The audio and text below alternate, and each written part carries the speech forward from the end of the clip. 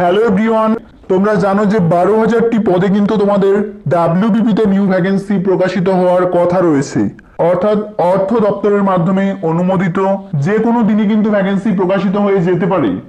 এবার কথা হচ্ছে আজকে অর্থাৎ 16ই জানুয়ারি 2024 সালে কিন্তু নতুন একটি আপডেট চলে এলো।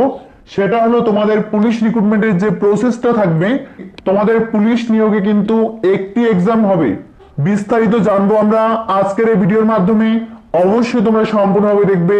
এটি হলো আজকের অর্থাৎ 16ই জানুয়ারি 2024 সালের তোমাদের আনন্দবাজার পত্রিকায় প্রকাশিত করা হয়েছে। কি বলা হয়েছে দেখবো আমরা।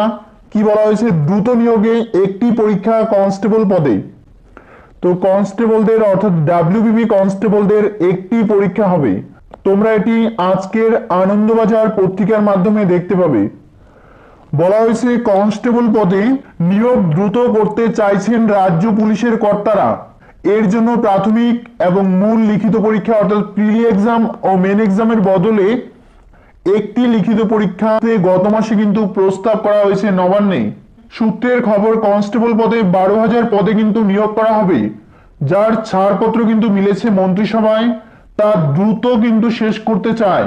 দুটির বদলে একটি কিন্তু পরীক্ষা নেওয়ার কথা বলা হয়েছে। তো এখনো কিন্তু এটা ফাইনালাইজ হয়নি, এটা কিন্তু মন্ত্রিসভায় পেশ করা হয়েছে।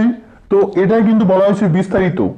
তোমাদের একটি আমি কথা বলি, 12,000 পদে কিন্তু তোমাদের ডাব্লিউবিপি যে ভ্যাকেন্সি সেটা কিন্তু নিশ্চিন্তে তোমাদের বেরোবেই, যেহেতু সামনে লোকসভা নির্বাচন। সুতরাং তোমাদের পুলিশের নিয়োগ সেটা কিন্তু কনফার্ম যে লোকসভার ভোটের আগে অর্থাৎ একদম পুরোপুরি কিন্তু তোমাদের নোটিশ রেডি, যে কোনো দিনই কিন্তু প্রকাশিত হয়ে যেতে পারে।